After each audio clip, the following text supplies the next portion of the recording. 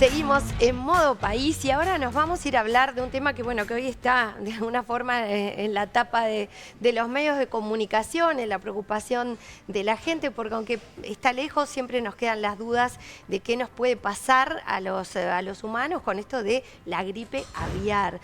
Y entender dónde están los riesgos y dónde no es clave para poder estar tranquilos en el momento que estamos viviendo. Tenemos con nosotros a Rubén Pérez, él es biólogo y profesor titular de genética de la Facultad de Ciencias. Bueno, es conocido biólogo, profesor titular de genética, sin duda, en esta facultad en la UDELAR, y usted tiene experiencia en esto de las enfermedades zoonóticas y el compromiso, sobre todo, con la investigación. Muy buenos días, bienvenido. Buenos días. Rubén, primero que nada, se ha dado una alerta desde el Ministerio de Ganadería, Agricultura y Pesca sobre esto de gripe aviar, en casos de gripe aviar en Argentina. Cuéntenos de qué se trata, cuál es la situación hoy en Argentina y por qué esta advertencia en Uruguay. Bueno, esta variante de la gripe aviar surgió en Sudamérica hace aproximadamente 2 años. Quizás unos meses más, pero aproximadamente ese tiempo, 2 o 3 años, y se expandió por varios países en Sudamérica. Ingresó, por ejemplo, por el lado del Pacífico y después llegó a Uruguay. De hecho, llegó a Uruguay hace aproximadamente 2 años. Entonces, si recuerdan, los primeros casos en Uruguay de gripe aviar fueron en los cisnes de cuello negro de la laguna de Garzón, en Rocha, y fueron exactamente hace 2 años. Entonces, después de eso, durante algunos meses, hubo casos de gripe aviar en aves de traspatio y hubo también en aves silvestres y en los lobos marinos también. Sí, recordemos las advertencias que hacíamos, que si había mascotas en la playa, que no se acercaran, ¿verdad? También. Exactamente. Y después, eso fue durante el 2023. En el 2024 no hubo casos. El Ministerio de Ganadería, Agricultura y Pesca, el DILABE, laboratorios oficiales de diagnóstico, ellos realizan diagnóstico de este virus y no detectaron casos de esta variante de alta patogenicidad durante 2024. Ahora, ante este caso, tampoco se habían detectado casos en Argentina. Ahora que se detectó un caso en Argentina, en el Chaco, en el norte de Argentina, fue un caso en aves de traspatio, es decir, estas aves que la gente tiene en el fondo de su casa. ¿Cómo, por ejemplo? Pueden ser patos, es común que sean patos, pueden ser gallinas, todo ese tipo de aves que tiene. Y bueno, eso en esas aves ocurrió en este norte de Argentina. Y bueno, al detectar eso, uno ya sabe que el virus está circulando en las aves silvestres, porque esas aves se contagiaron, muy probablemente, de hecho el reporte lo dice, muy probablemente de aves silvestres que probablemente sean algo acuáticas, aves acuáticas, que estaban en lagunas que estaban cerca de la casa. Entonces se infectaron ahí. Y bueno, es una situación particular, es un caso único hasta ahora, ha reportado Argentina, pero sabemos que si bien estamos a prácticamente 1000 kilómetros de eso, las aves pueden transportar el virus y bueno, hay que estar alerta. Yo creo que el objetivo, justamente esta alerta, es concientizar a la población de que tiene que tener cuidado. Claro, enciende las alarmas de algún modo. Exactamente. Vos sabés que a mí me pasa que hasta el día de hoy a veces sueño o recuerdo aquel monitor, el reporte diario que daba el Ministerio de Salud Pública sobre los casos de coronavirus, que todos los días veíamos cómo iban aumentando, bueno, se proyectaban hasta los fallecidos y demás. Y te pregunto de paso, en ese hipotético escenario de que esto avance y de que por consecuencia termine llegando a nuestro país, si el sistema de vigilancia uruguayo es bueno para detectar un posible brote, por ejemplo. Sí, el sistema de vigilancia uruguayo tuvo la experiencia del año 2023 y realizó un diagnóstico muy adecuado, no solamente de las aves comerciales y de las aves traspatio, sino también de las aves silvestres. Uruguay tiene un sistema del Ministerio de Ganadería, Agricultura y Pesca y también el Ministerio de Ambiente que monitorean los casos en aves silvestres y en aves comerciales y realizan un diagnóstico adecuado. Tienen una experiencia grande porque la han adquirido en ese momento y funciona muy bien.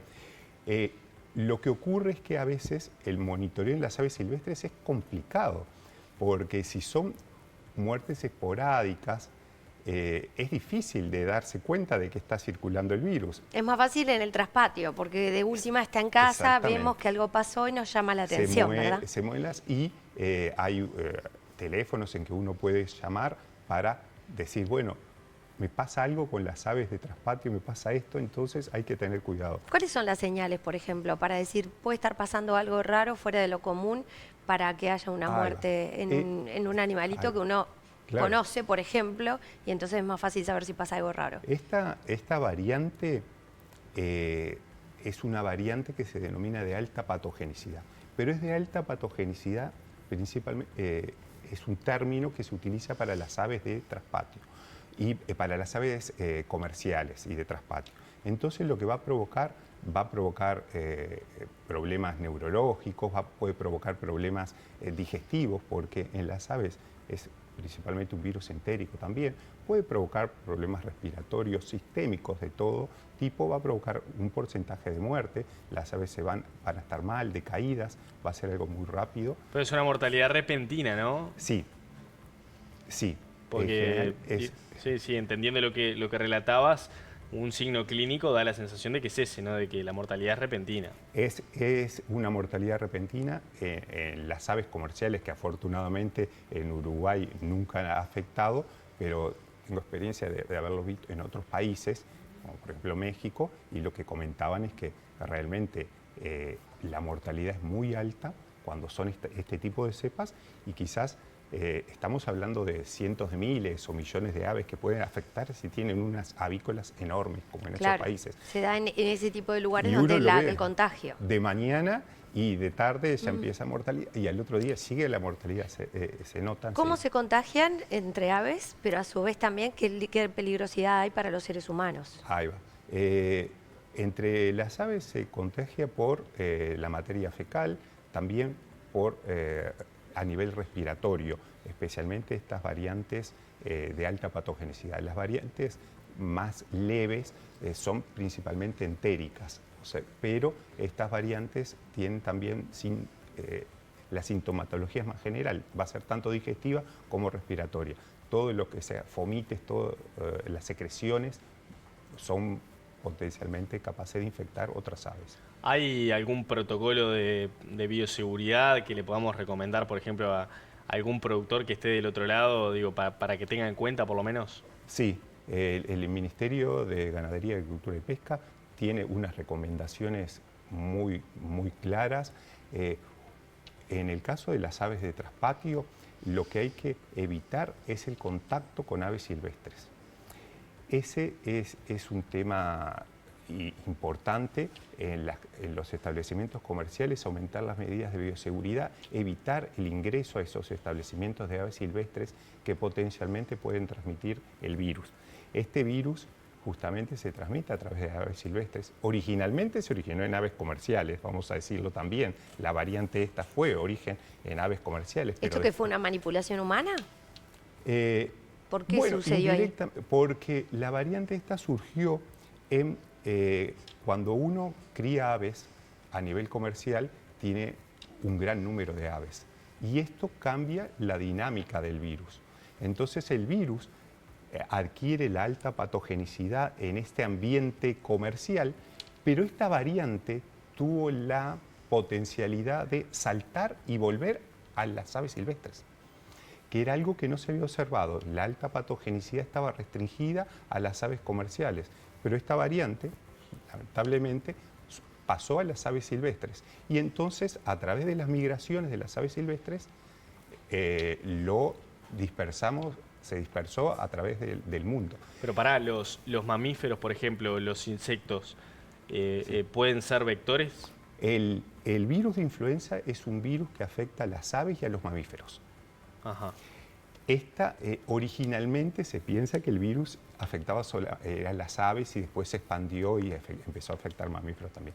Esta variante era una variante que estaba restringida a las aves. A las aves empezó a variar, a modificar su genoma en las aves comerciales. Está bien establecido dónde fue, muy probablemente fue en unas regiones de Asia particulares, y a partir de ahí este virus pasó a las aves silvestres.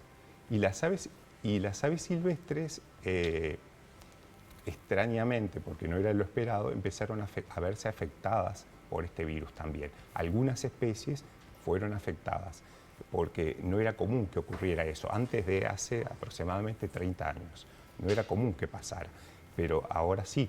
Y otras podían transmitirlo el virus. Y cuando llega ese virus y vuelve a las aves comerciales, tiene su capacidad de alta patogenicidad original.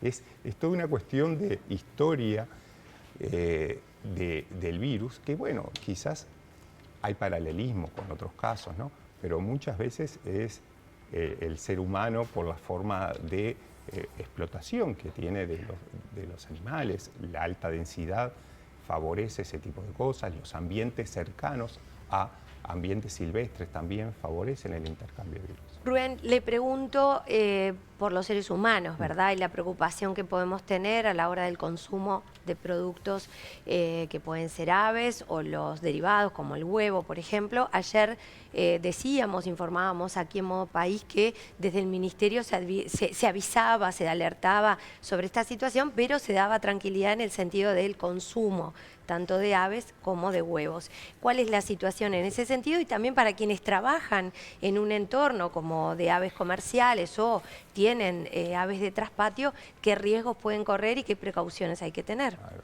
El riesgo de la transmisión del virus de influenza aviar al ser humano es bajo. Está indicado como un riesgo bajo. Hay posibilidades de contagio principalmente en personal que esté manejando aves afectadas, que estén infectadas. Por ejemplo, si llegara una avícola, el personal que trabaja con esas aves tiene que guardar determinadas condiciones de bioseguridad para evitar contagio. En esos casos de que haya contagio, en general los síntomas son leves para el ser humano, afortunadamente son leves, pero siempre existe la posibilidad y eso es lo que hay que tener en cuenta y por eso... Son leves y se recuperan. Son leves y se recuperan. Como todo, hay un porcentaje que es mínimo que puede tener síntomas más graves. O sea que el impacto potencial a nivel de salud pública, digo, no es mayor, ¿no? No debería de ser, se cataloga, digamos, como de bajo riesgo. Eso indica que aparentemente el virus no ha cambiado, no ha adquirido características que le permitan transmitirse. Y no ha mutado como humanos, para afectar. Ahora, ¿podemos comer productos? Sí. Sí, los productos que son cocinados y todo eso, no deberían de tener ningún riesgo. Y más en Uruguay, donde no hay casos, no se han detectado por el casos. Momento no hay caso. Pero por ejemplo, tenemos casos en Estados Unidos donde esta gripe afecta mucho. Digamos que se tienen ciertas medidas de, por ejemplo, no comer productos crudos. Que esto, por ejemplo, se puede tener en cuenta a la hora de cocinar huevos, por ejemplo. Porque a veces aquello de que la yema esté cruda, que no sé qué, quizá es momento de evitarlo si vemos que esto va más. Claro, también, bueno, en Estados Unidos es la misma variante que está afectando las vacas lecheras. En ese caso, la leche, digamos, que también debe ser pasteurizada, no tomarla directamente cruda, digamos. Esto hoy no es un problema en Uruguay. No es un problema en pero Sudamérica, todo podría pasar. Pero podría pasar. Si uno recuerda, claro, las pandemias que han ocurrido a nivel mundial, en los últimos 100 años, de las 5, si sacamos el caso de COVID, que era un coronavirus, las otras 4 eran virus de influenza. Pero entonces está bien tener una alerta, saber que eso puede pasar, hay que controlar y sobre todo avisar si ocurren casos, si alguien ve los animales que están enfermos, en las aves. ¿A dónde avisamos?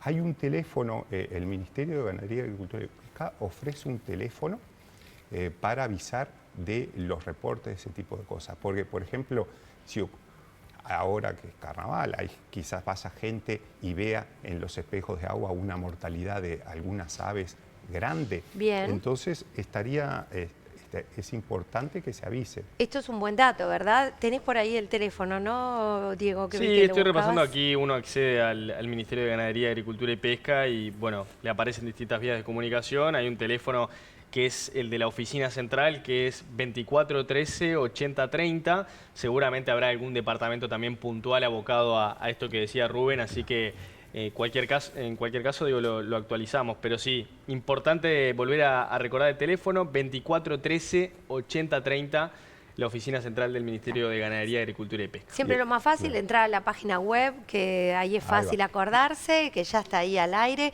y a partir de ahí buscar Y el la medida de Ministerio de comunicación. Ambiente es el que se encarga de las aves silvestres, también del monitoreo. O sea que la gente de la División de Fauna del Ministerio de Ambiente, si hay casos, son los que van. Por ejemplo, si ven mortalidad de aves silvestres, van directamente. Bien, así que el Ministerio de Ambiente también es un punto. En la parte silvestre y en la parte comercial, más la parte del Ministerio Muy de bien. Ambiente. Puede haber Bueno. afectación económica si esto realmente atacara a las aves comerciales. Obviamente, sí, vemos en Estados Unidos el efecto que ha tenido Claro. en el precio del huevo, por Exacto. ejemplo, tan común. Todo eso tiene que ver con Bueno, influencia. Muy bien. esperemos que el monitoreo esté funcionando porque Seguro que realmente es parte de la base de la comida de todos los uruguayos y Totalmente. uruguayas. Rubén, Muchas gracias. muchísimas gracias por Bueno, habernos es un acompañado. placer.